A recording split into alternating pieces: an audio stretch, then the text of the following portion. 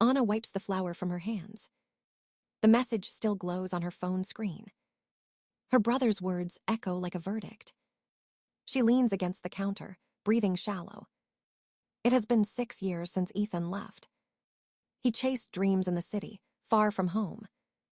He missed birthdays, holidays, their father's funeral. When the bakery was dying, he never called. When debt collectors came, only Anna stood there.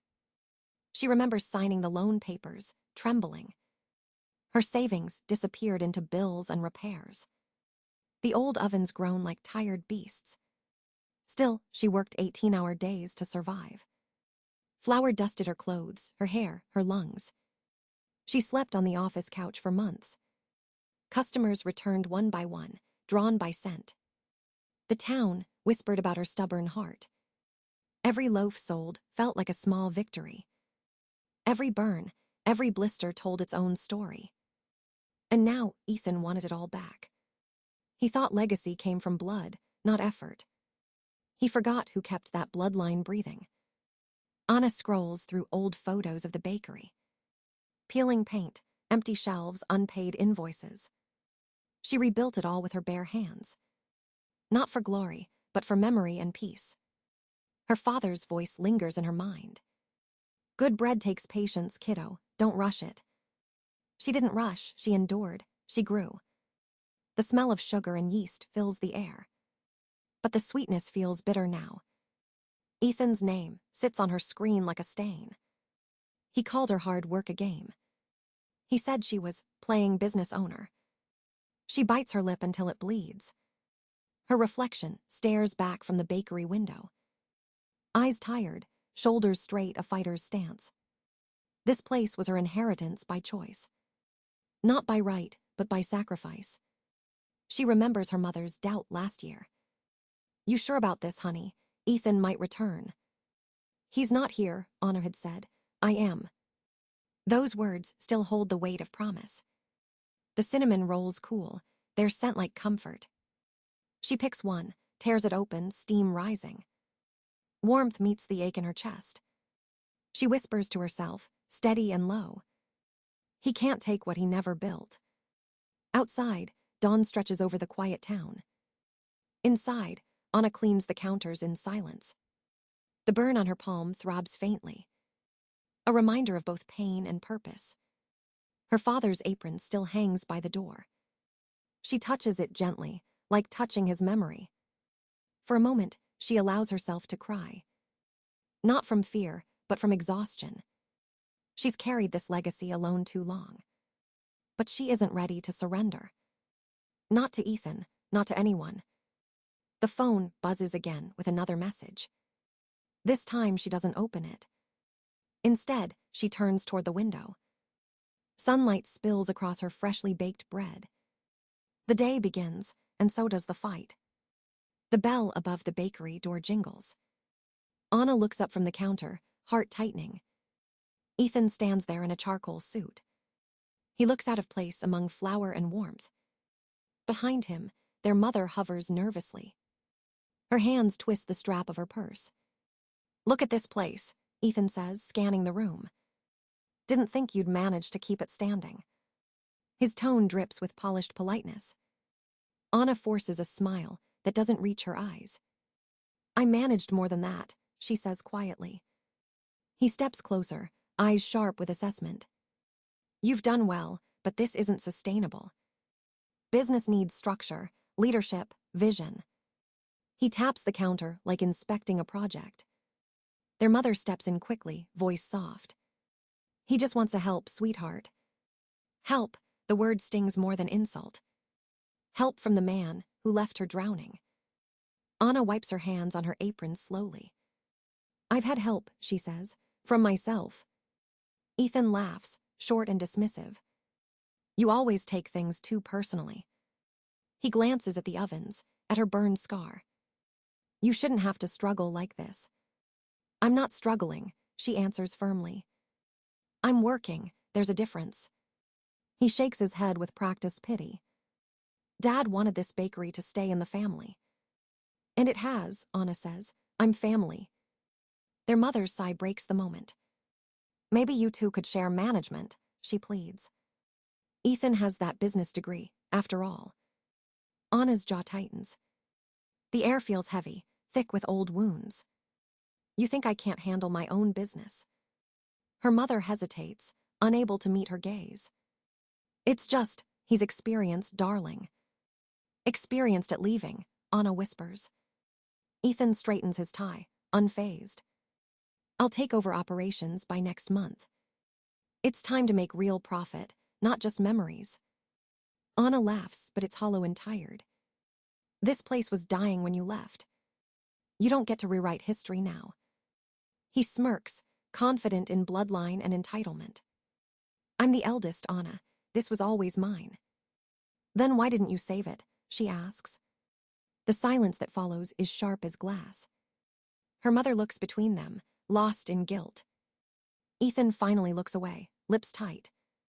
You've done enough, he mutters. She takes a deep breath, steadying her voice. I'm not done, not even close. He reaches for her ledger on the counter. What's your revenue margin? Do you even know? She snatches it back before he can open it. Don't touch what you didn't build. Their mother's voice trembles, pleading again.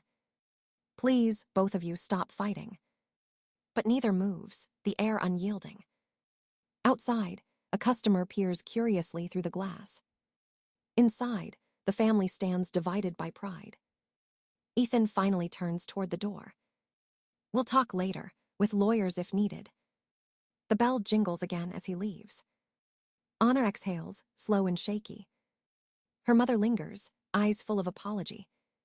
He means well, she whispers.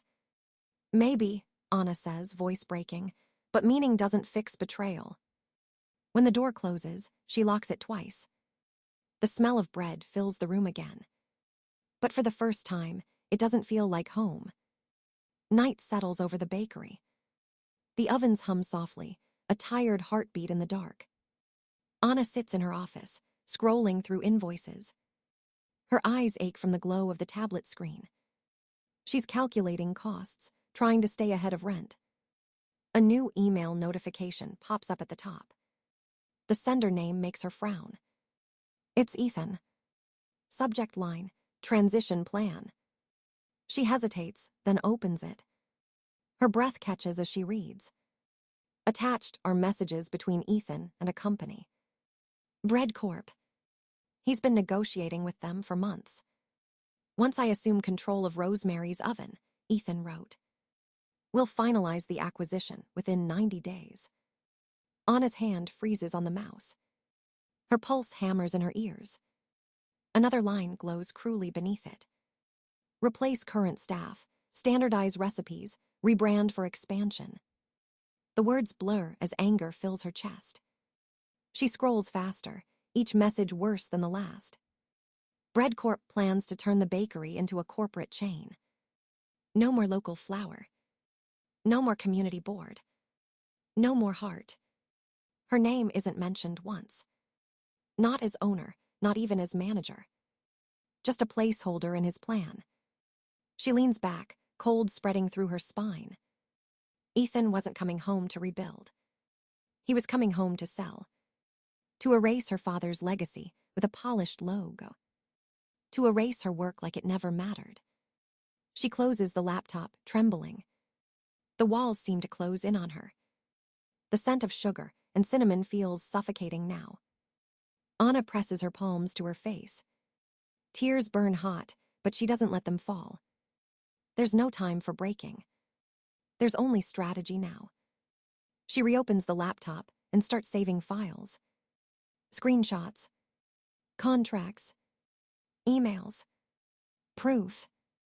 Her fingers move fast, fueled by adrenaline. Each click feels like armor forming around her. When she finishes, she sits in silence. The hum of the refrigerator fills the room. Somewhere outside, a car door slams. She looks through the window. Ethan's car is parked across the street. He's sitting inside, talking on his phone. The sight chills her. He's already acting like the place is his. Anna closes the blinds slowly. She knows what's coming now. He'll push harder. He'll play the dutiful son, the charming businessman. And she'll be the emotional little sister. Not this time. She pulls out her father's old notebook. The cover is worn, the pages soft from years of use. Inside, his handwriting dances across yellowed paper. Respect the process, protect the craft. She traces the words with her thumb. It's more than baking advice. It's a warning. She whispers into the empty room. I won't let him sell what we built. The ovens tick as they cool. Outside, the streetlights flicker against the glass. Tomorrow, she will confront him. Not as a sister begging to be seen, but as the rightful owner of Rosemary's oven.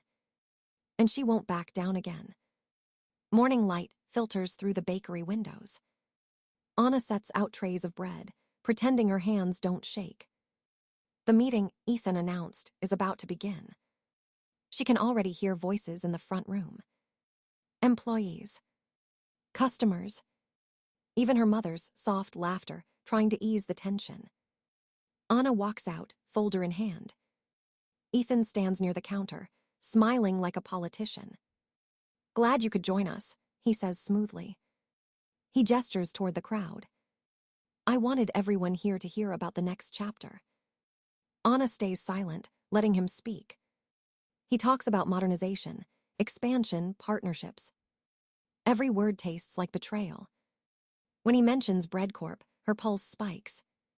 Our new investors will bring structure and growth, he says. They'll help us reach a national audience. A murmur moves through the staff. Marcus, the head baker, looks uneasy. Anna steps forward slowly. Her voice is calm but sharp as glass. Before you continue, we need clarity. Ethan's smile falters. Clarity about what? She lays the folder on the counter, unfastens it. This, she says, pulling out the ownership papers. The legal transfer, signed by Dad's attorney last year. The crowd leans in.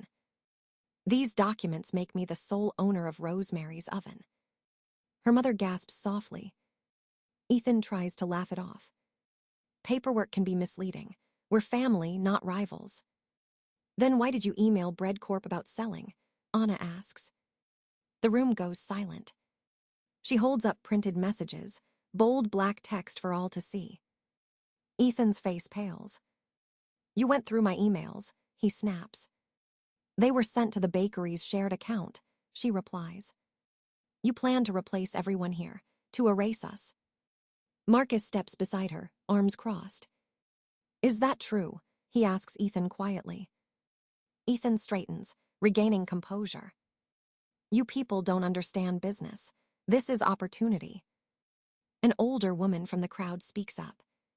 Opportunity to destroy what makes this place special. Her voice wavers but carries weight. She kept this bakery alive when you disappeared.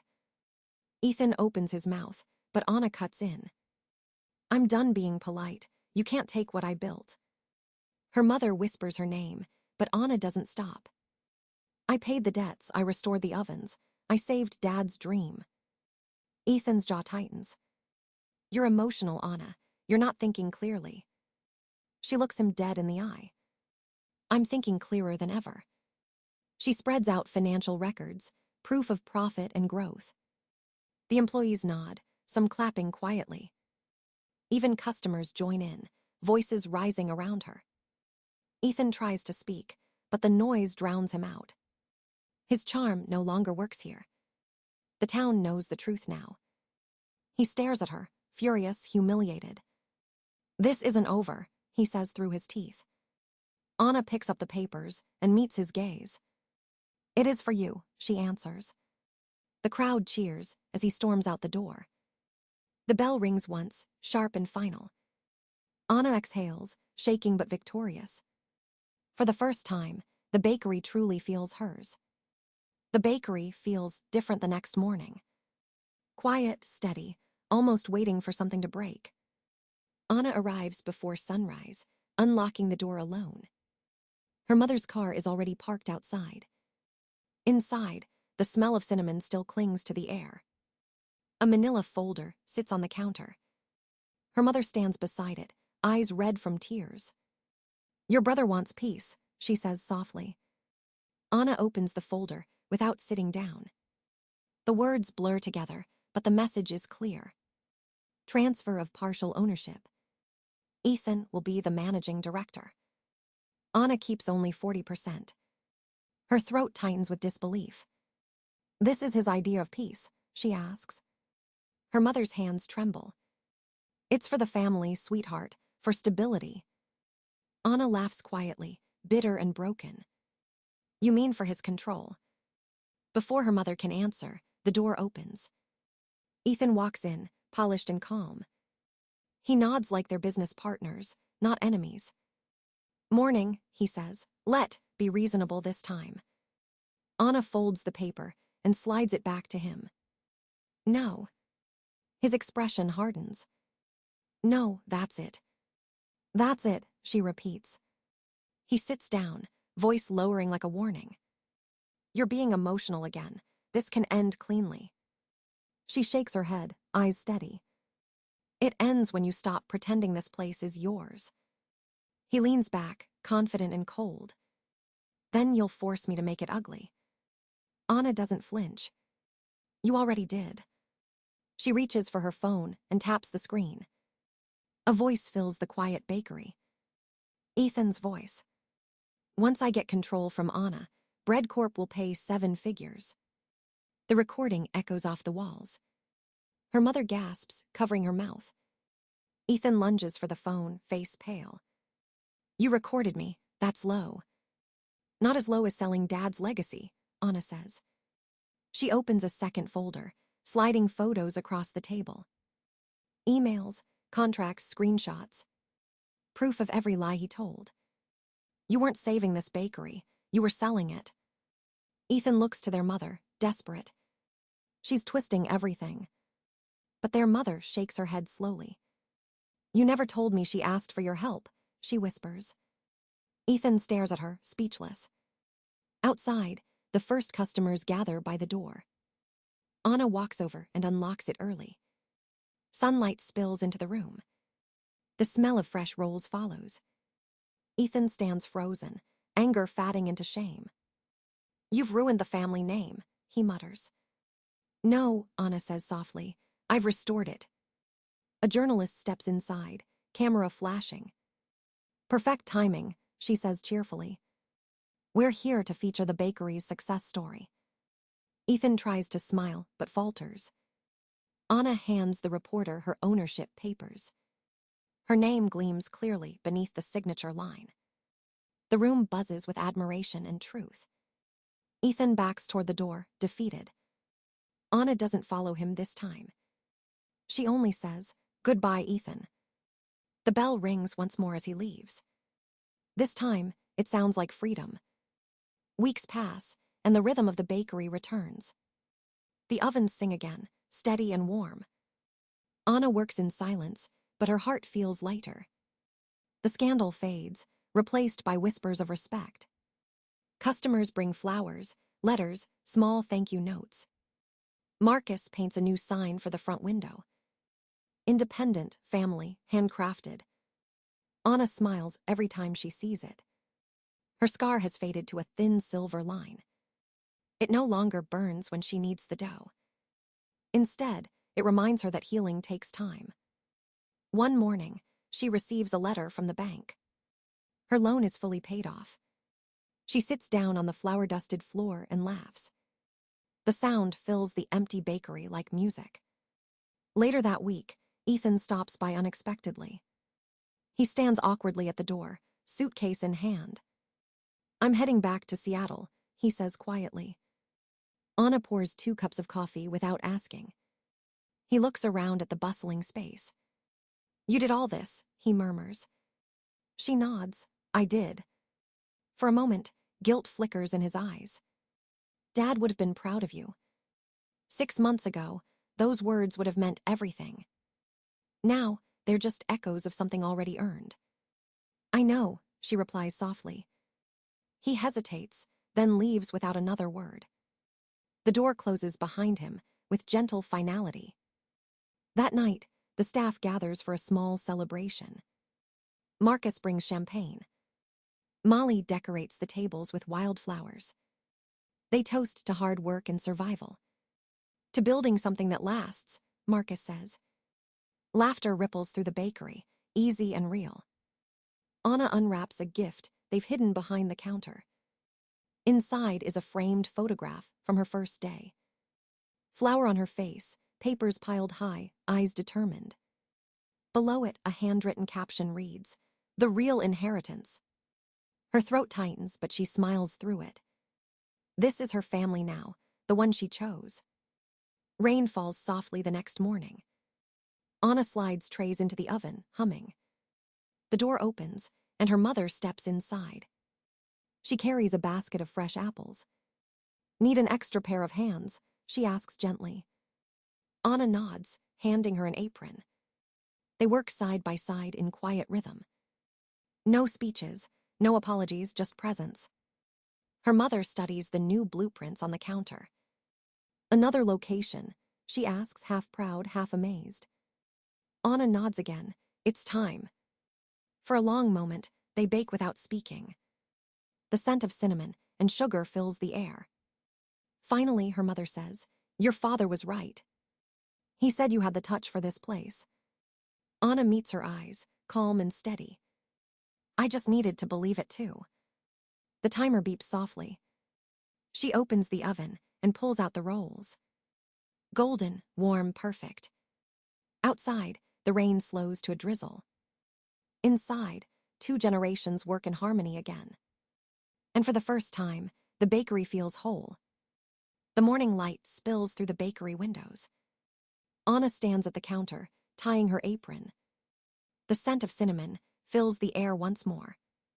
Her mother hums softly while arranging fresh pastries. Outside, the town stirs awake, calm and bright. The ovens glow like the heart of the place. Every sound feels familiar, steady, alive. Anna slides a tray into the heat, smiling faintly. The scar on her palm gleams under the light. It no longer hurts. It reminds her she endured. Customers begin to gather by the door, waving. She unlocks it early, as her father once did. "Morning, Anna," someone calls. "Smells like heaven." She laughs, wiping her hands on her apron. "Just the usual magic," she answers.